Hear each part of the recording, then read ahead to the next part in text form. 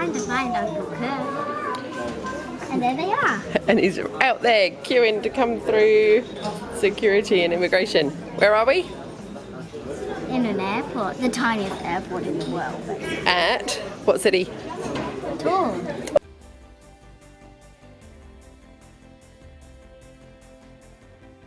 Oh, good to see you. Oh, hello, how are you? I'm good. Hello.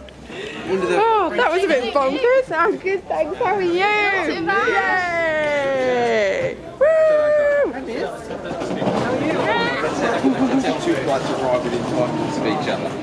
Tonight we are in the village of Les Marais for the Bastille Day celebrations, and everyone's bought their food. We're sat around big tables under the trees, and then later on tonight there's going to be fireworks in the field here.